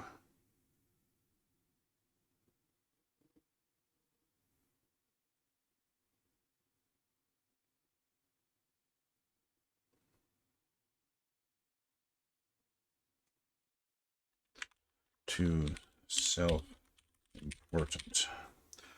A bit of scorn in that. Too self-important to get the woman with child.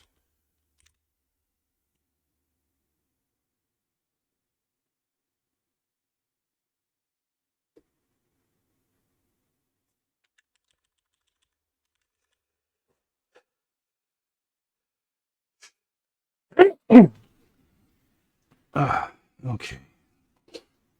Let me say too far above the woman to get her with child.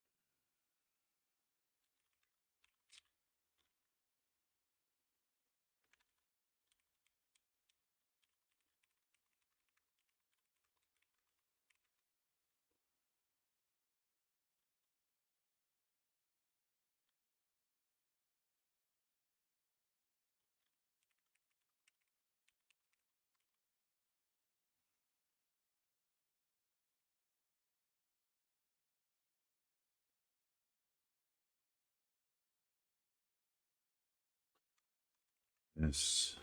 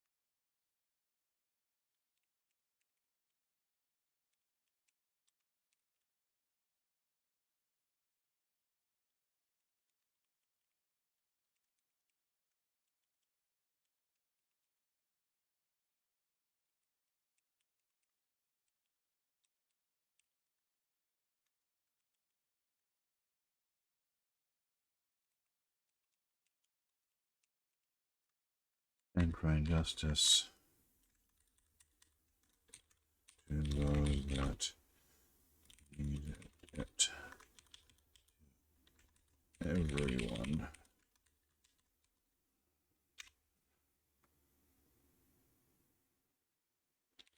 Be an admirable. He had no illusions about. He had no illusions that he'd gotten his position purely on merit. He'd had no experience in any sort of work when he applied for a job. He'd been accepted.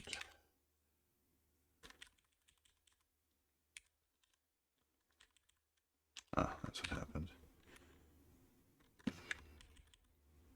Been offered as in the rank of inspector immediately. This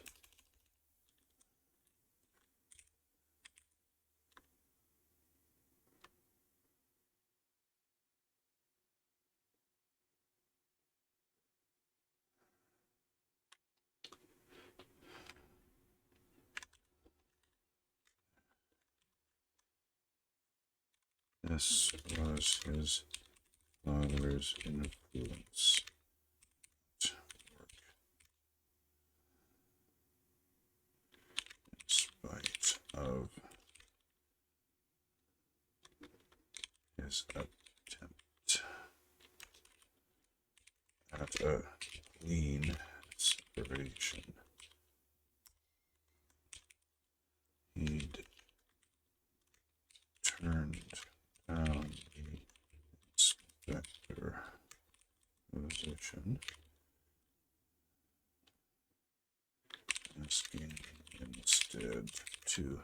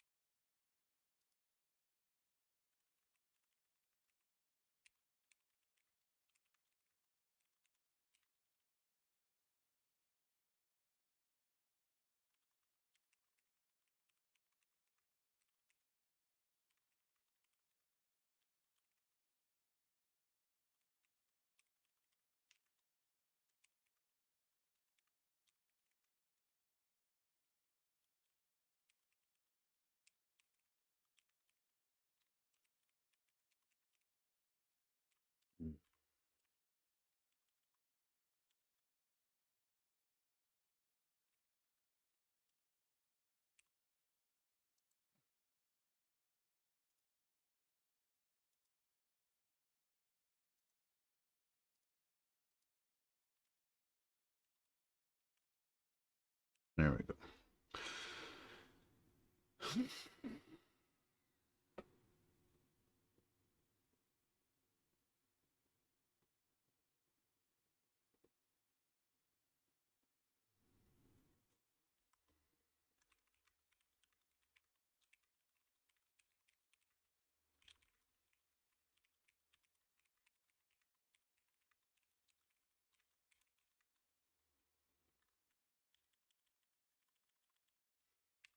This word hates me. Jesus. Incompetent.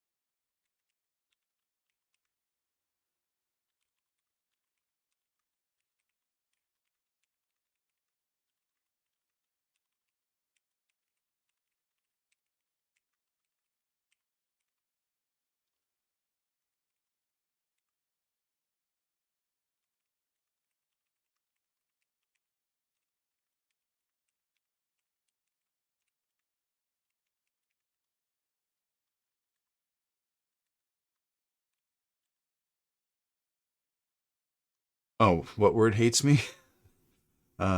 Incompetent. I find myself unable to type it competently.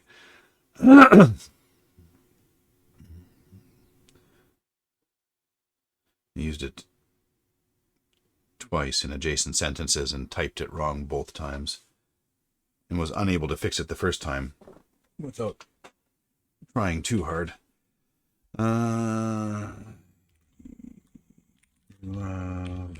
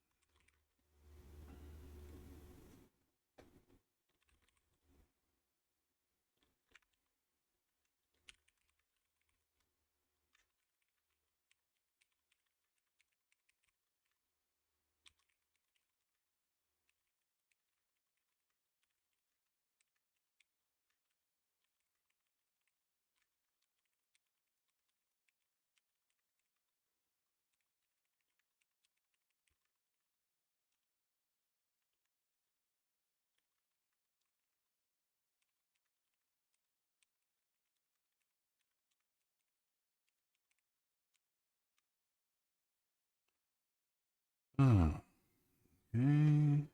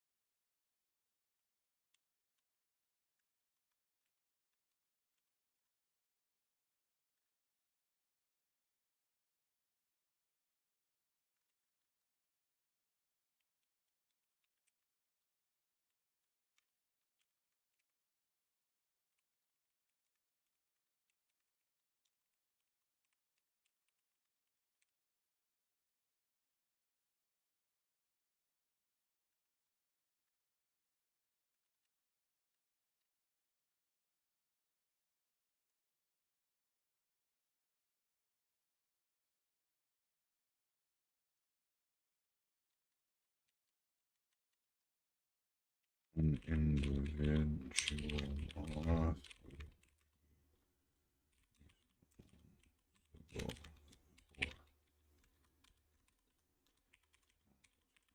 attacks over time.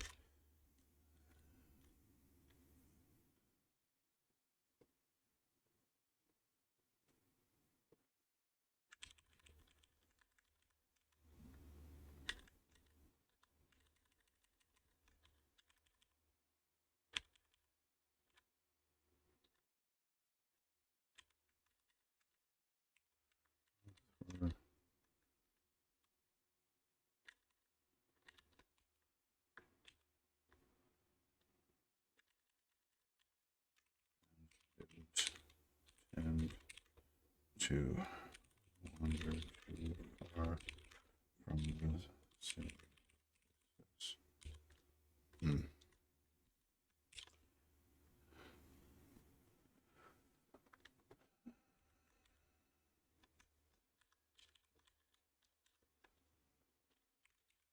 The attacks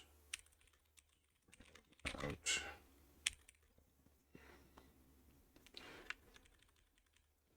This didn't seem to be affected in any city.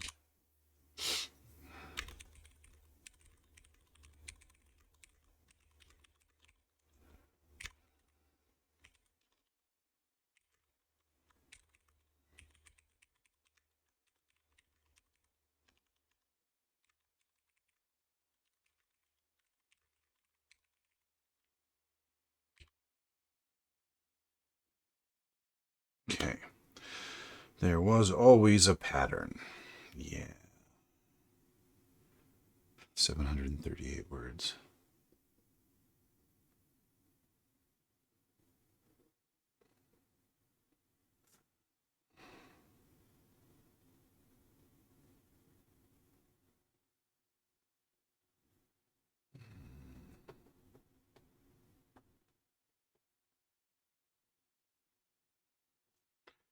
I have, where am I writing to? I checked the one before, but not.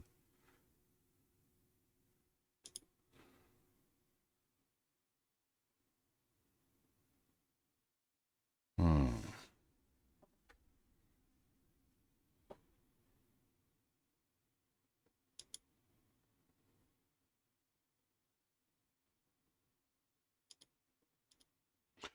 Okay, let me take a look here. Put this here. This is something I just discovered about Scrivener in version 3. I don't know if it existed in version 1, which I used previously. But you can look at your whole manuscript in this planning mode. What's it called? Outliner.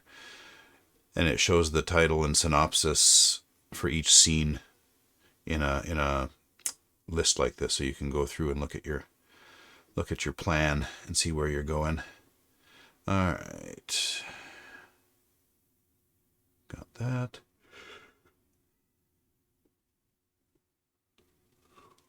Now, he finds evidence of human involvement, but does he put the pieces together and see a conspiracy at that point, or does he just know that somebody was there and knows something?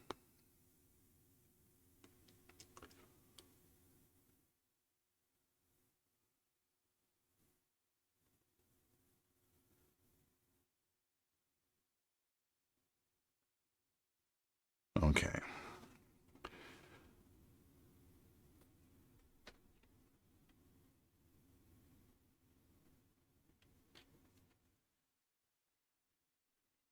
Yeah. All right.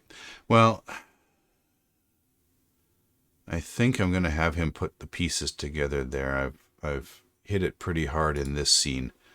The idea that there is always a pattern. The idea, it seems purposefully random. I'm going to have him get that idea here in the next scene when he sees the prince.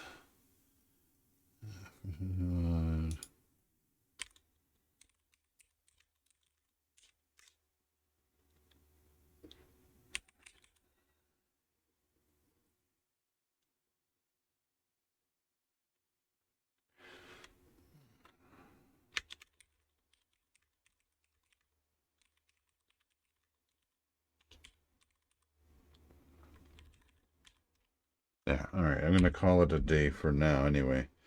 2.5 hours. Yeah. Only 700 and some words, something like that. 738. Yeah.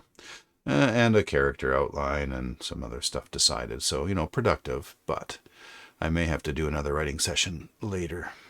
We'll see. Okay, so I'm going to save this.